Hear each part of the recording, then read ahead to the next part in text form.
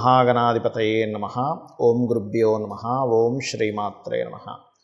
పరమేశ్వర స్వరూపమైనటువంటి జ్యోతిష, వాస్తు మరియు ఇతర అనేకమైనటువంటి శాస్త్రములను మనకు అందించినటువంటి మహర్షులకి నమస్కారం. హయగ్రీవ హయగ్రీవ హయగ్రీవేతి యో వదేత్ తస్య నిస్సరతే వాణి జన్ముకన్యా ప్రవాహవత్. అరుణాం కరుణాతరంగితాక్షీం ధృతపాశాంకుశపుష్పబాణచాపాం అనిమాదిభిరావృతాం మయూకైః అహమిత్యేవ విభావయే భవానీం. శ్రీమాత్రే నమః.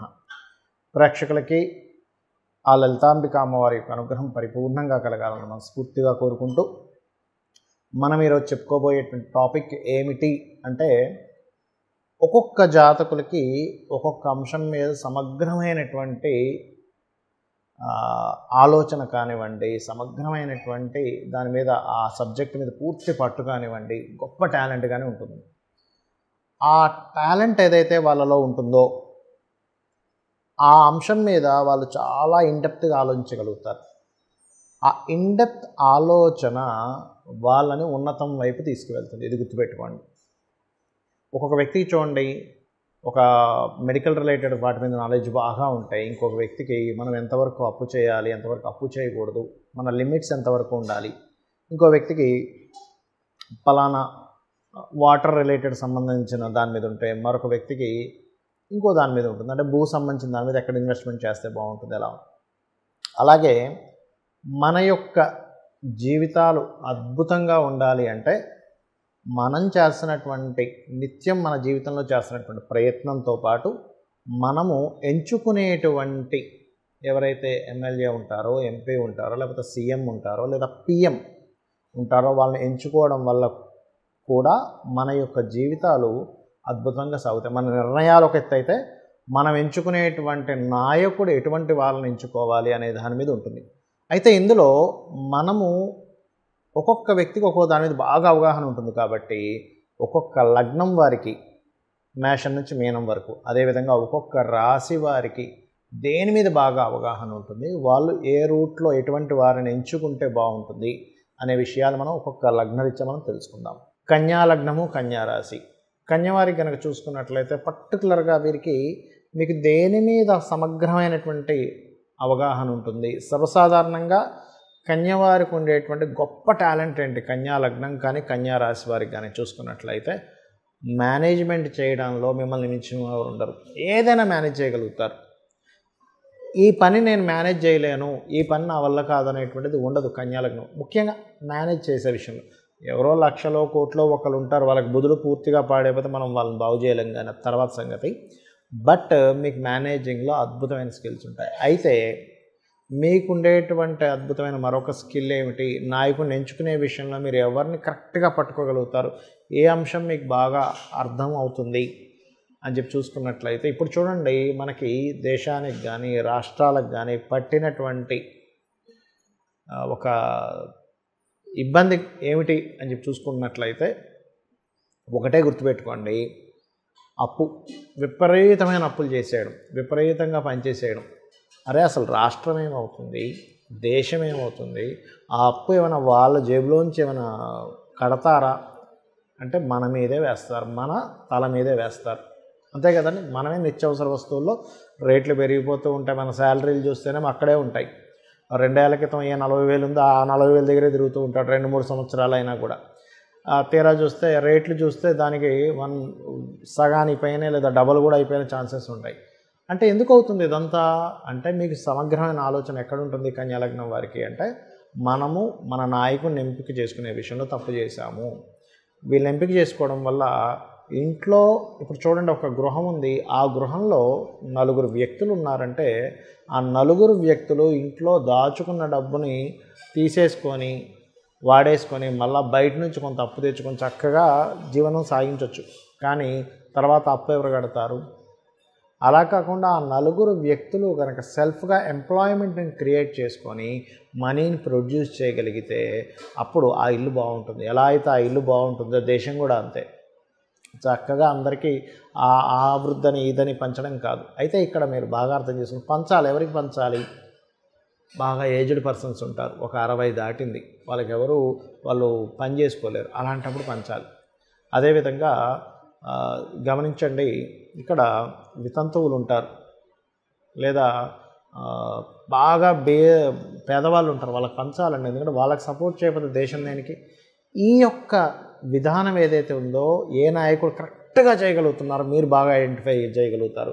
కన్యా లగ్నం వారు ఐడెంటిఫై చేసినట్టుగా ఈ అంశంలో ఎవరు ఐడెంటిఫై చేయలేరు, గుర్తుపెట్టుకోండి. అంటే వీళ్ళకి సమగ్రమైనటువంటి ఆలోచన ఉంటుంది దాంట్లో. కాబట్టి మీ యొక్క ఆలోచనని, మీ యొక్క సమగ్రమైనటువంటి దృష్టిని 10 మందికి దాన్ని చెప్పి, ఎస్ ఈ నాయకుడు అయితే దీనిలో కరెక్ట్గా మనకి న్యాయం చేయగలుగుతాడు.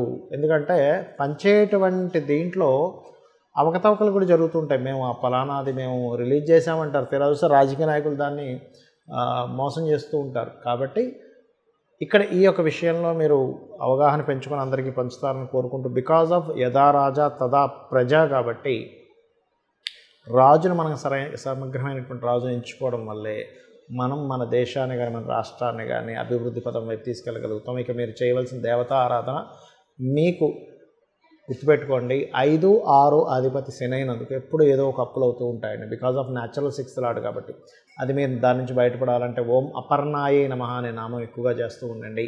ఇప్పుడు ప్రజెంట్ కూడా కేతు మీకు రాశిలో ఉన్నాడు కాబట్టి తెలియని ఒక వైరాగ్యం పెరుగుతూ ఉంటుంది.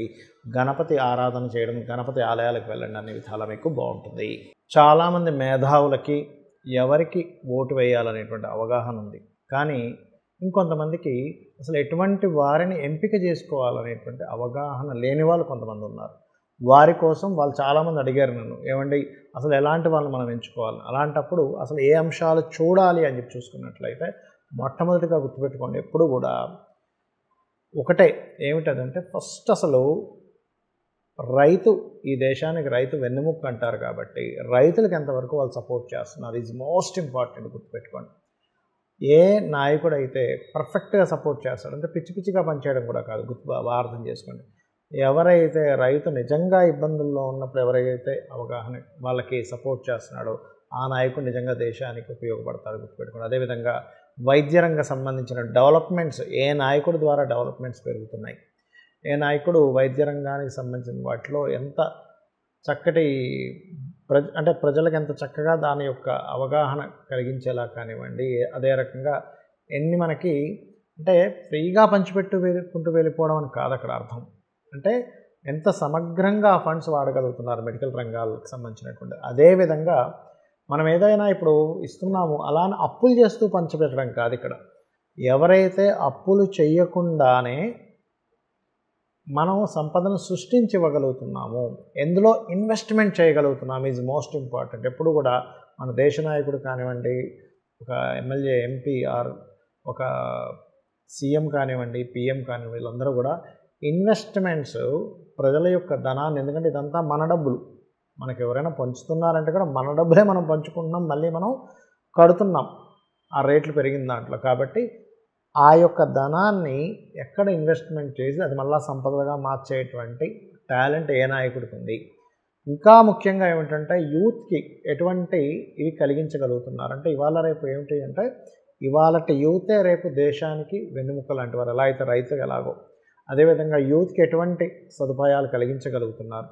యూత్కి కేవలం ఏదో గవర్నమెంట్ జాబ్స్ ఇచ్చేయడం అని కాదు, గవర్నమెంట్ జాబ్స్ ఇస్తామని హామీలు ఇచ్చేసి దాని తర్వాత 5 ఏళ్ళు పోయిన తర్వాత అయ్యో మేము ఇంత ఇచ్చాం అంత ఇవ్వలేకపోయాం ఏదో మళ్ళీ చెప్పేయడం అలా కాదు.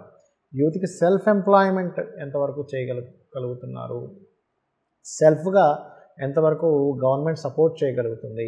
వేరే కంపెనీస్ చూడండి, ఇతర కంపెనీస్, ఇప్పుడు కియా ఉంది, లేకపోతే రకరకాల కంపెనీస్ ఉంటాయి, ఆ కంపెనీస్ని ఎంతవరకు దేశంలోకి వచ్చేలా చేయగలుగుతున్నారు, దాని ద్వారా ఎంతమందికి ఎంప్లాయ్మెంట్ కలిగింపజేయగలుగుతున్నారు ఈజ్ మోస్ట్ ఇంపార్టెంట్. ఎందుకంటే గవర్నమెంట్ అన్ని జాబ్స్ని గవర్నమెంట్ చేసుకుంటూ వెళ్ళిపోతే కూడా మన చాలా దేశాలు మనం చూసాం, అక్కడ చాలా ఇబ్బందులు పడినటువంటివి.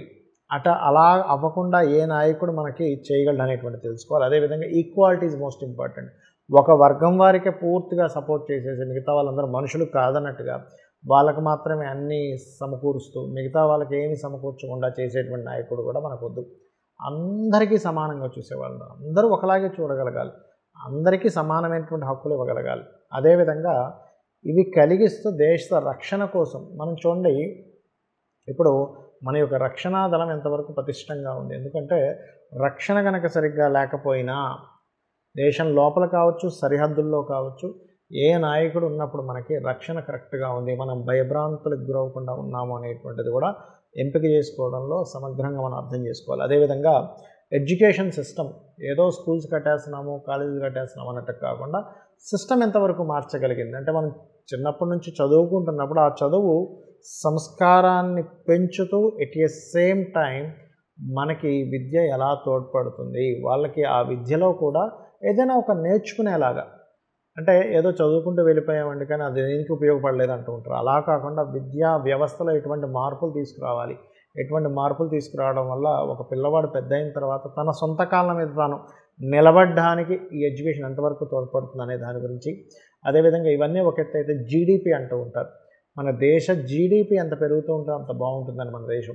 ఏ నాయకుడు మన దేశ జీడిపిని పెంచగలిగాడు, భవిష్యత్తులో ఎంత ఉంది, ఇప్పుడు ఎంత ఉంది, ఫ్యూచర్లో ఎంత ఉండబోతుంది అనేటువంటిది. అదేవిధంగా కేవలం ఏదో మన దేశాన్ని పెంచుకుంటూ రక్షణ వ్యవస్థ పెంచుకోవడమే కాకుండా ఫ్రెండ్లీ, అంటే ఇతర దేశాలతో మనం స్నేహ స్వభావంగా, ఏ దేశ నాయకుడు అంటే ఏ నాయకుడు వచ్చినప్పుడు దేశంలో స్నేహ స్వభావం కానివ్వండి, లేనట్లయితే ఇతర దేశాలతో స్నేహంగా ఎంత ఫ్రెండ్లీగా తయారయ్యాం, దాని ద్వారా మనకి ఇంపోర్ట్ ఎక్స్పోర్ట్స్ కానీ ఎలా ఉంటాయి. ఇప్పుడు ఒక దేశంలో ఒక దేశం కనుక మిగతా దేశాలతో స్నేహంగా, ఎంత ఎక్కువ దేశాలతో స్నేహంగా ఉంటే ఆ యొక్క దేశం అంత ఇంప్రూవ్మెంట్ అవుతూ ఉంటుంది.